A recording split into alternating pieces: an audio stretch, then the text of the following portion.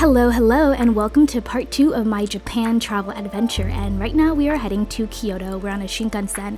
I'm eating this yummy bento box because it's customary to eat these bento boxes on the Shinkansen. But we're gonna hit up Kyoto, we're gonna hit up Osaka in this video, and so I'm excited. We are finally here. It was such a long ride. So it's the end of the night and me and my bestie split up from our main group, and we're just gonna kick it at a love hotel before we go to our real Kyoto accommodations. So it is almost, I think, 11 at night, and when we arrived in Kyoto, we didn't get the hotel that we wanted to. There was just too much of a language barrier, so we had to kind of walk around and find a love hotel that could take us. Our second attempt was way too expensive, and then this is our third attempt where the service worker was able to communicate with us a little bit and help us out ordering a hotel room, and so we just got a hotel at a hotel called Hotel Grassimo. I am exhausted from a full day of walking and exploring. In a totally platonic way, me and my bestie love to bathe with each other, so you know what we're doing tonight. And check out this spicy vending machine in our hotel. So we just escaped from Hotel Grissimo. Grassimo? I don't remember. Yeah, it had an Italian name, but we made it out alive. Okay, let me explain. Love hotels in Japan are self-service, and so they physically lock you into the room unless if you pay the service machine before you leave. And so we couldn't figure out how to leave because we can't read Japanese, and we were stuck for a bit, but we made it. It was a fun night. Thoughts? I really enjoyed it. I like the jacuzzi and the fact that you can watch pixelated porn. That was really fun. While you wash your feet. The open bath, or the wet bath, was really nice, and I would definitely be down to go to more love hotels, experience different themed ones in the future. Now we're gonna be on our way to Universal Studios in Osaka.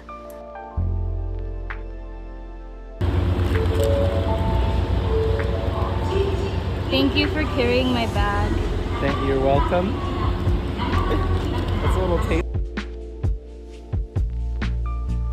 Osaka and Kyoto are very close by, so we are on another bullet train, aka Shinkansen, and I am enjoying a nice salmon abiken, which is another bento box, 8 out of 10, immaculate vibes.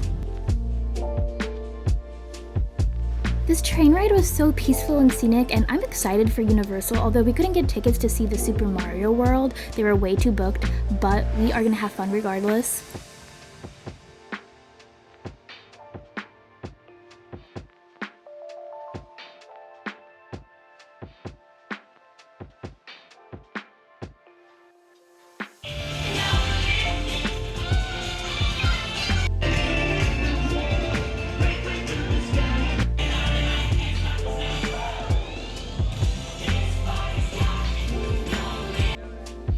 It was cool to see a JJK store and a ride.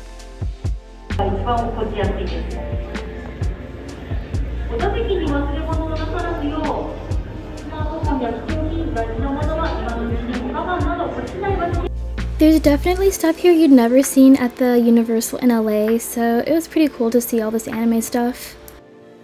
And this was actually a monster themed play that we caught there.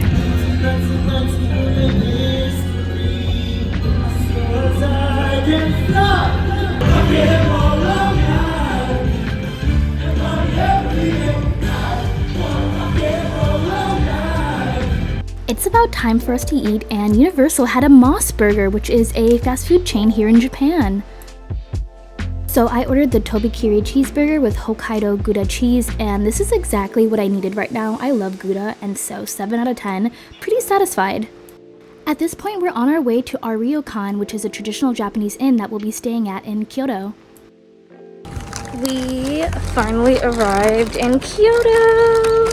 The Ryokan was actually something I was looking forward to the most while in Japan, and I was so excited. They have hot springs, they have kaiseki, multi-course dinner, and overall a super traditional experience. So here's us getting settled in our room, and the traditional interior design and the architecture and the tatami mats and the hospitality was everything I could have asked for. And we actually used a shipping service to ship our luggage from Tokyo to Kyoto, so it was here when we already arrived. I will be showing you guys so much footage of our kaiseki meals. It's a traditional multi-course Japanese dinner. It's very eloquently arranged and prepared right in front of you. Right here is the first course of what will about to be several more courses. This is like a little appetizer, and isn't it so cool? The coolest part is that they bring this meal into your hotel room right in front of you at your convenience, and this service is extra money, but it's totally worth every penny. It will give you the absolute best experience at a ryokan. The next course included super fresh sashimi. Oh wow, the tuna? The tuna tastes like unlike any tuna I've had in America. The kaiseki menu is already set, so you cannot choose exactly what you want to eat, but I didn't question anything. I just ate everything in front of me. We started at this dish all the way over here, and now we've all gone all the way to the tomato one over here. And we just now have a rice dish and dessert and maybe some other things in between. Representation. Jordan, come here. Hi. Turn that off, right? Here's the lounge room that was inside of the ryokan. They had vending machines, they had ice cream, they had massage chairs, which I spent pretty much my whole stay in. At night, they prepare the futons for you, which you will be sleeping on, and they're so comfy. Here's us wearing complimentary yukatas, which are our night clothes, and our bathrobes. Bath time. So we woke up bright and early to have a hot Japanese breakfast downstairs.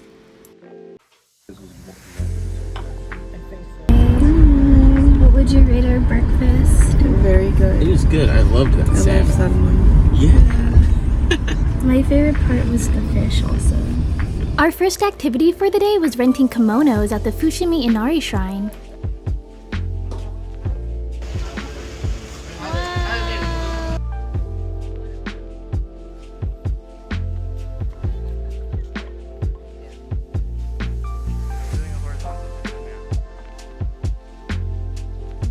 And if you plan to rent a kimono before hiking up the Fushimi Inari shrine, just be mentally prepared. It's hot and a little uncomfortable.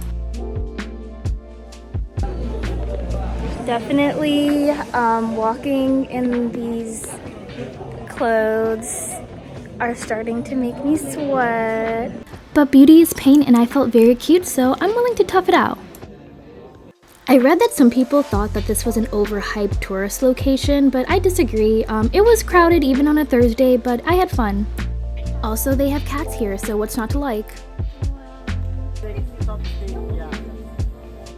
I felt like I was in Oran for a sec because it was just so meaty, I guess.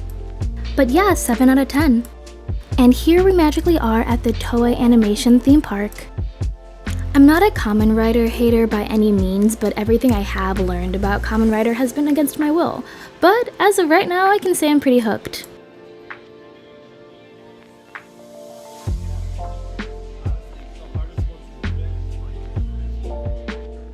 Now, I'm a huge NGE fan, so when I saw this, I knew shit was about to get serious.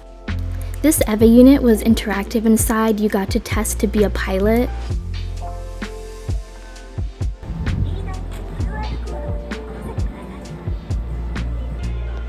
So many Super Sentai costumes. It was raining pretty hard by now, so our commute and walk back home was pretty rough, but this is so scenic and it was a perfect getaway from the big city. That night we got to unwind by enjoying a private hot spring bath, otherwise known as an onsen. This is what a little private one looks like, but they also have a larger communal one which was indoors. So today for our plan, hi.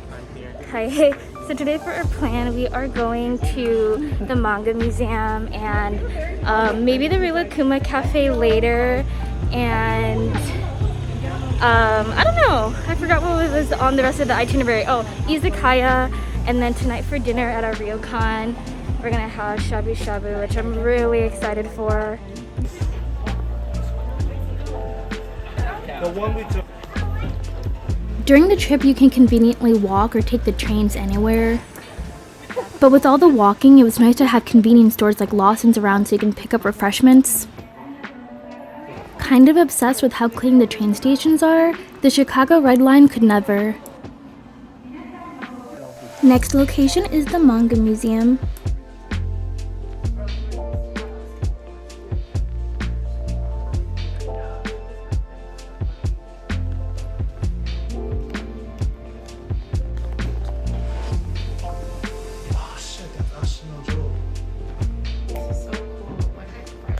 We got to catch a free Kamishibai performance as well. Our next stop was the Nishiki market. It's narrow and crowded here, but there's a lot of good food options. I feel like a lot of stuff here is like.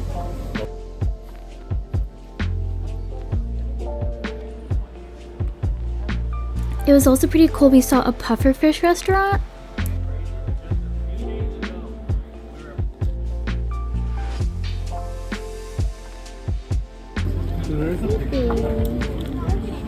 Finally back home. Left your bag up. Oh no. We also got dojinshi on the way back. That's what's inside. That's what's inside.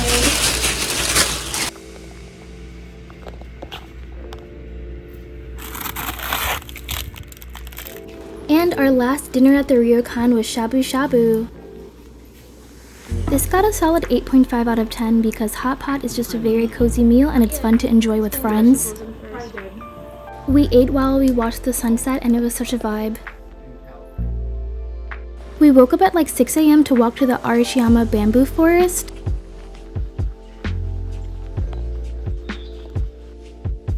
Going early was perfect because it was super peaceful and quiet, barely anybody was there.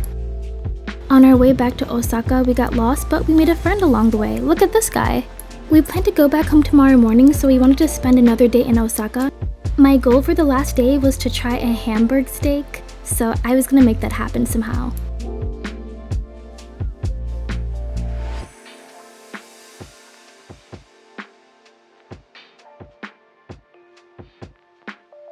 This waffle and cheese snack was one of my food highlights from Japan. It was so good. We ended up at this Western-style fast food place. The menu was a suspiciously cheap Mod Podge of Western cuisine. This take on Western food really confused me. This meal was like a 4 out of 10. I also scooped up a Mr. Donut. And I had to try Japanese McDonald's at some point too. Looks pretty convincing to me. This definitely compensates for the Hamburg steak I had earlier. I'm giving it a solid 6 out of 10. For our last night in Japan, we stayed at another love hotel. This one was in Otsuka.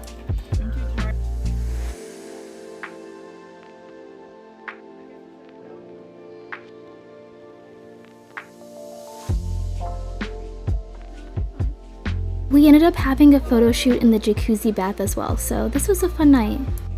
It's the next morning and we're at the airport because our trip is over. My last meal in Japan was this airport ramen. You bet I savored this meal as best as I could and I give it an 8 out of 10. Thanks for joining me on this core memory and I can't wait to go to Japan again.